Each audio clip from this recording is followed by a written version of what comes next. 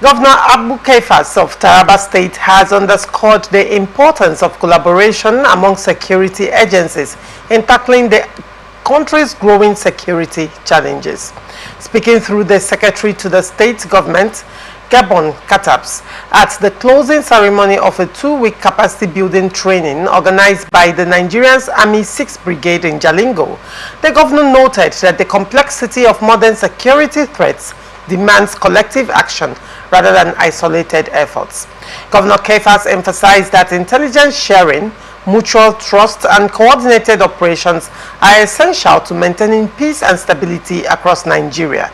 He warned against soiled approaches to security, stating that no single agency possesses the resources or reach to address threats independently. Security is a collective responsibility, he said. In today's world, the threats we face are increasingly sophisticated, and our response must equally be adept. The governor commended the participants and organizers of the training for their dedication and professionalism. He reaffirmed his administration's commitment to providing the necessary resources and logistical support to security agencies working in the state. According to him, Taraba State remains committed to ensuring that all security operatives are well equipped and trained to effectively protect lives and property. Also speaking at the event, Brigadier General Kingsley Owa, commander of 6th Brigade, highlighted the purpose of the training, which was to enhance operational efficiency and foster synergy among various security forces in the state.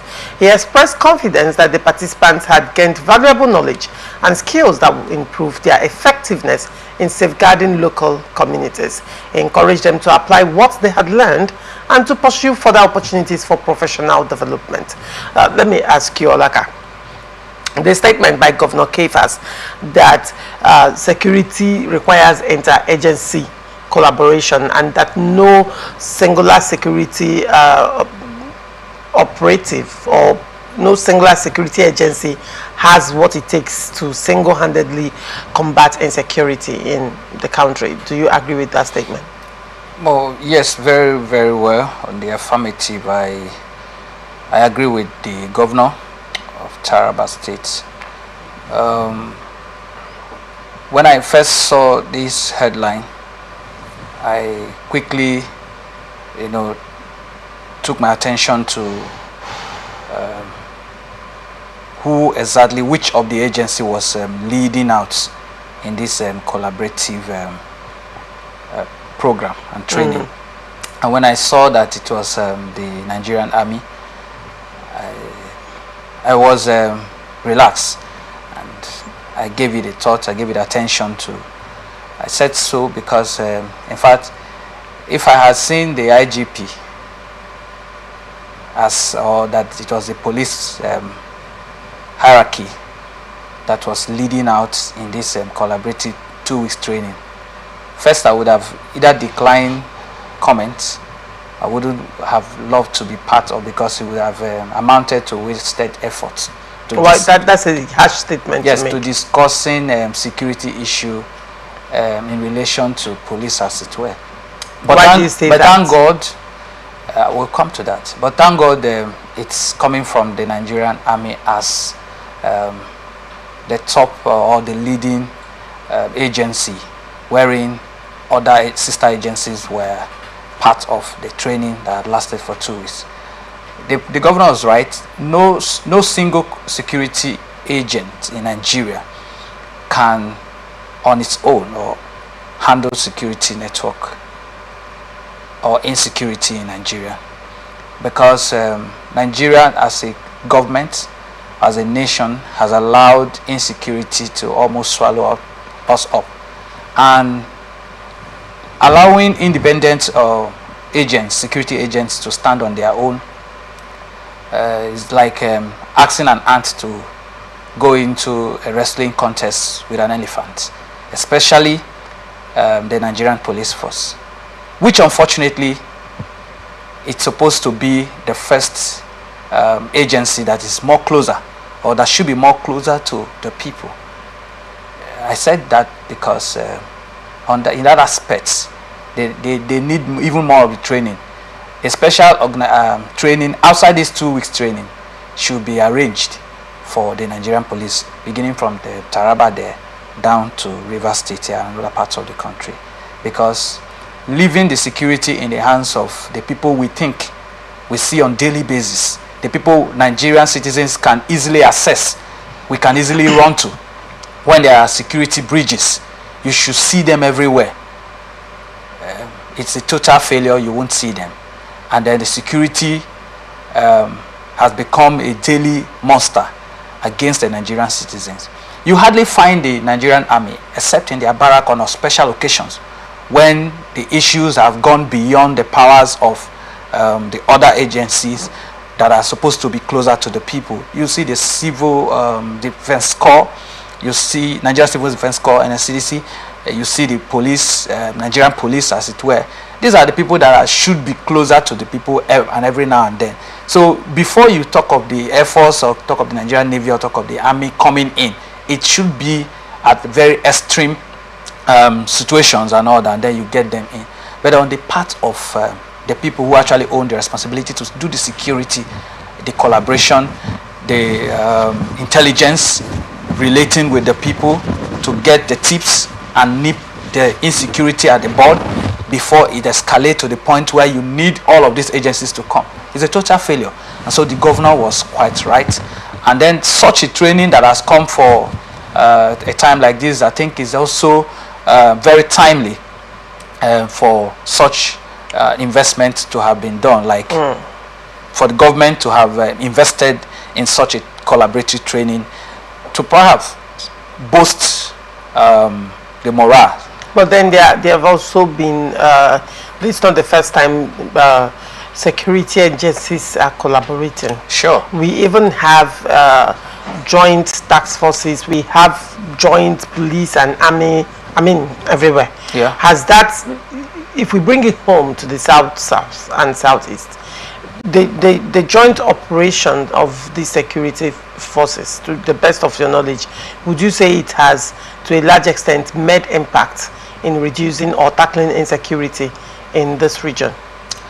Well, I was thinking we would limit the discussion to this particular event, but in trying to expand it to looking at the security developments and updates in the south, I would say that it has made not much of impact, if I wouldn't totally say it hasn't made any impact, because the extent to which insecurity is swallowing us up is something we cannot describe. Talking about the recent massacre in Benue State, wherein even the such an atrocity was even covered up, and not one arrest has been made from the Elewata. In fact, when I think I read something on the social media stuff where they said about 100 suspects were arrested and all that, and are they just trying to make a headline? Are they just trying to? And why haven't they been prosecuted over 24 hours later? What has happened? Where are those persons? And is it just about getting the 100 persons? Is it about the figure? Who armed them? Who organized them? Who sponsored them? How did they come about? Where did they stay? Where did they get such arm? And then to carry out such an operation to waste lives and then get to the extent of the destruction we later saw, courtesy of some very brave patriotic Nigerians who were able to go in and expose what has actually happened, the actual numbers, and then show us videos of scores and very gory photographs and video where we couldn't even see them if we had allowed the people who had that responsibility to actually, we are waited for them. I think the governor came out to say 59 until an independent person now went and did that video, and then the number now suddenly tripled to 200. And as if that was not enough, instead of us to discuss security, we were discussing how we would organize various groups that the governor and government was ready to sponsor and to give a rousing welcome to Mr. President, to the states and all of that. the collaboration so far from in the South, talking about the security collaboration from security agency is almost nothing to write home about, I must say. And it's appalling. It's disheartening. Look, anything we can talk about ill governance, we can illustrate that with the situation of things. The first and primary purpose of government is to secure lives and property.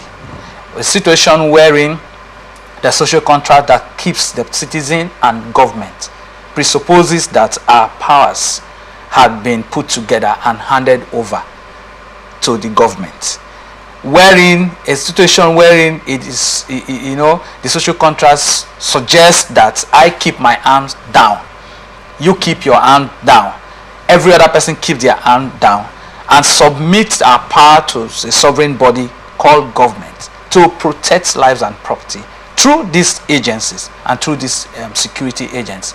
And then somehow we see people coming from either I don't know if it's from the sky, but if it's from the sky, I think we should have the Air Force. So where are they coming from?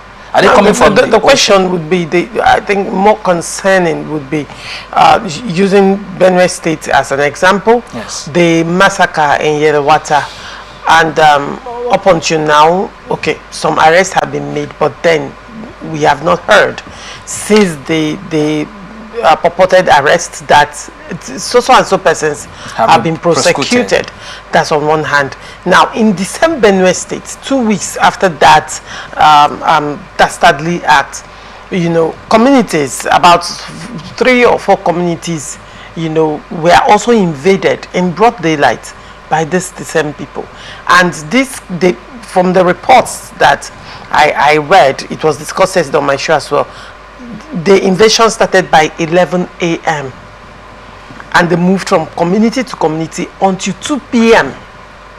Question would be, if they had up to 4 to 5 hours to operate, why weren't they stopped? These communities don't have any form of security operatives, no military, no police, no nothing. Now, considering again that particular state is a red zone security wise, one would expect that everywhere you turn you will have security operatives, but that is not the case. But come down to Port Harcourt, for example, that is relatively peaceful. You cannot drive 1 kilometer without having about 4 or 5 or 6 or 7 or 10 or 12 police officers mounting each side of the road, as it were. But areas that need this security the most, one would wonder what's actually going on. Is there a conspiracy that is ongoing that Nigerians are yet to understand? What exactly is going on? Okay, well, I could also say that the sabotage, there's a security sabotage wherein there are no really checks and balance. The people who are supposed to, the authorities or the hierarchy that are supposed to check, perhaps they are feeling very comfortable. The army general is flattered with his own security. The brigadier general is also covered with his own security network. The political leaders talk about the governor and the hierarchy. They also have plethora and fleets of security networks around them, and so they do not really feel the heat of some of these things that comes. And now then I returned back to the police intelligence. The police is the first security agency that should be closer and is closer first responders. To the, first responder. They are the first to alert. And if there are issues that goes beyond what the police can handle, they immediately immediately escalate the issue, because they have a connection. They have a central control room. They have leadership. They have administrative structures, and they have a way of connecting. We have the DSS. doing the undercover job. They are always everywhere. In fact, they are everywhere doing the community policing and then acting on intelligence, getting information at the right time. What has happened is a failure on the part of the people.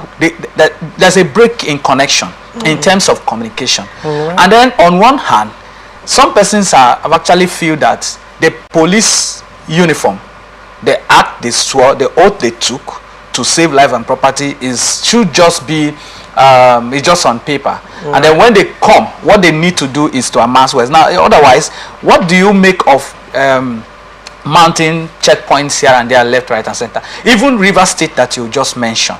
I'm sure you also got in your sister stations or radio and other TV stations and all that, if you didn't fly it, wherein about 5-6 days ago, a young man was brought down in Thai local government. You know, the young man was killed and was brought back lifeless. Just before that day, in Ebalo, Ebubueleme, one other young man was also attacked. He didn't lose his life, but he was rendered almost half of what a human should be. And as we speak, reports reaching me this morning before I left Eleme, on Alode Farm Road by One, towards One, the seaport, we have about 2 police checkpoints there, just before the Notori estate, towards the fertilizer plants. There are pockets of insecurity there now, wherein traders or farmers, those who ply that road, are being attacked.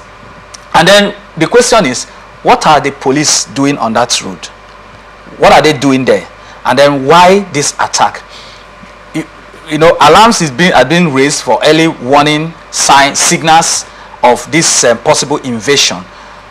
Right now, for the past 2-3 weeks, the rousing agitation or cry in River State here, especially Noah, that's in Thai, Eleme, where there are settlements of headers here and there, fresh settlements coming up.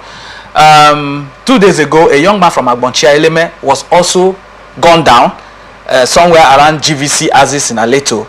That's just after Akbajo.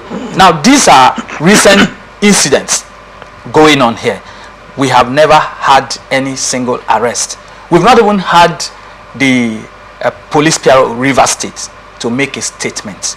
It is after the police bureau must have made a statement, and then they swing into action, try to see how they can do some investigations and probably work on intelligence and then arrest and all of that. Then we can say security is alive and active. But come to think of it, what is their business if they are making what is the major interest? Every day you stand on the road, and by the end of a few hours you are going to stand, you make some returns, and then you go home happy. Another group comes and set up, and then when the driver comes innocently, they tell you number 8, and they tell you number 9. They give you number 8 and number 9 on the road, and they keep on giving numbers, wherein the citizens are perishing. The citizens are being submerged by ravaging insecurity. It is unbecoming, and I want to say that the Nigerian government should sit up.